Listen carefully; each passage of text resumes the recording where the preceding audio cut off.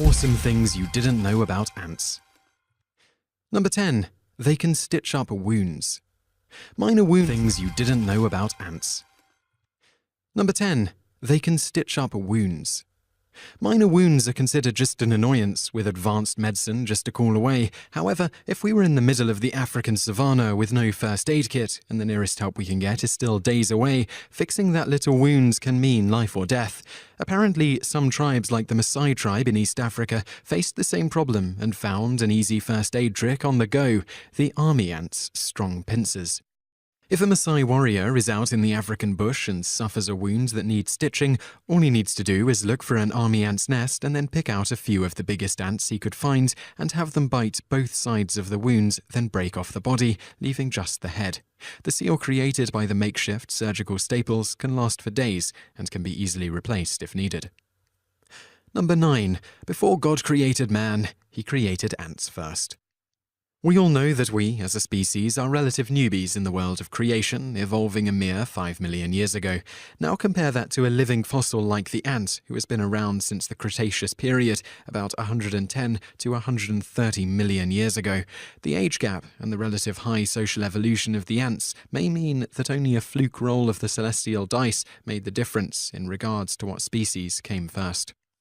Number 8. They dispose of their dead. Only a few creatures on Earth treat their dead with some relative deference: humans, elephants, and, shockingly, ants. They even have undertakers to do it. When an ant dies inside the nest, they will carry the dead body outside for sanitation's sake so that infection or disease cannot spread to the entire colony. Though any worker ant may carry the body outside, it seems there is a special ant undertaker that will usually do the cleaning up. Number 7. They can clone themselves. Parthenogenesis is a form of reproduction where there is no need for fertilization, making the resulting offspring a clone of the mother. A group of Amazonian ants was found to give birth to clones of themselves, creating a colony with no males around and somewhat echoing the legend of the fierce Amazons who do not tolerate male company. Not to be outdone, the males of the small fire ant, whose queens also practice parthenogenesis in giving birth to new queens, makes sure that their genetic legacy spreads on by cloning themselves. This special trick of the male small fire ant involves eliminating the female genome in some of the fertilized eggs, making the ant a perfect clone of the father. This unique reproductive maneuverings of both female and male small fire ants results in a nest composing of ants of the same species that has the genetic makeup of 3 completely different species: the queen clones, the male clones, and the sterile female workers with mixed genes. Number 6. They teach their young. As social insects, ants have a very advanced system going on in their colonies in order to ensure their survival. Worker ants are put into groups that does various specialized jobs like foraging, janitorial services, or caretaker of eggs and baby ants. What is surprising is that these worker ants are not born with the necessary skills already pre-programmed in their DNA to do some of these specialized works. For them to have these skills, they do what we humans do: learn it from someone who knows how things are done. The teacher ant's teaching style is called tandem running, where the teacher ant will teach a younger ant the ropes by running with it. This kind of teaching, even more surprisingly, involves a two-way interaction between teacher and student, the first in a non-human animal. If a student is a slow learner and fails in its exams, it will be relegated to some other job that does not require specialized skills. Number 5. They know how agriculture works. Among all creatures, we know of only 4 that are evolved enough to use agriculture as a means of survival: bark beetles, termites, humans, and ants. However, between ants and us, it seems they started farming first, having been at it since 50 million years ago.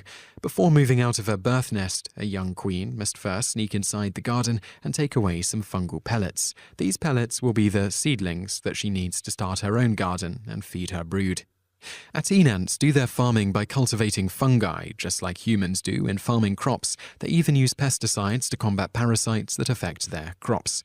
There are 5 known systems of agriculture that ants practice, but all ants that practice agriculture are shown to share some general habits in fungal gardening. Number 4. They use herbicides and disinfectant. Speaking of pesticides, ants use them, as well as herbicides, in their fungal gardens. Theirs is far more eco-friendly than ours, however. The fungal gardens that the ants grow are also home to a virulent kind of fungus that kills the fungal crops. To prevent this fungal weed from spreading, the ants have a bacteria at their disposal that they carry around on their cuticles. The bacteria produces an antibiotic that specifically suppresses the growth of the fungal weed. In their nests, they use several substances that inhibit the spread of parasites or weeds. The wood ants, for example, add solidified conifer resins to their nests while building them, which hinders the growth of bacteria and fungi. The lemon ant, which prefers to nest in trees, produces a natural herbicide that kills all other plant life surrounding their nesting tree, including grown trees. They do this by injecting leaves with herbicides, and the plants will start to die within hours. Number 3. They raise livestock. Ants do not only raise crops, but also livestock, which they use for milking.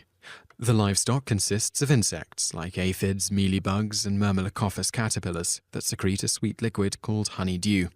The ants keep the predators away from their livestock and even herd them from one feeding location to another, just like what we do with cows. When it is time to collect some honeydew from the livestock, the ants milk them by tapping them with their antennae. The ants even bring their precious livestock with them when they migrate to a new area. Kind of reminds us of frontiermen bringing their cattle along while in search of greener pastures. Number 2. They wage wars. Imagine the scene in the final battle of Lord of the Rings, The Return of the King. Total carnage wherever you look, with the battle lines blurred out as the warring parties are jumbled up in the heat of battle, with groups of soldiers clustering together to form a cohesive front and take out an enemy at a time. Now imagine, instead of the handsome, unsullied face of Legolas and his crew, you get ants with menacing mandibles and scary big eyes of doom. The tactics ants use in warfare are eerily similar to human war strategies, and they even vary their tactics depending on what is at stake. They can even use propaganda pheromones to confuse enemy ants and make them fight among themselves. There are even species of ants, like the Amazon ants, that oddly resembled the fabled Spartans in their way of life. Namely, they only survive through waging wars to replenish their slaves and to get more resources from other colonies. They even act like medieval knights when in their nests, doing nothing more than demanding food from their slaves and burnishing their chitinous armor. Number 1. They practice slavery. As a whole, ants are known for being hard workers, but, just like humans, there are some rotten apples in their baskets. There are several species of ants that are dependent on slave labor for survival and who will actively wage war against other colonies to steal the pupae and enslave them upon hatching. The most rotten apple in the bunch is a species of ants called Polyergus breviceps, which, interestingly, is endemic in the United States. This species of ants have lost their ability to take care of their young and even themselves.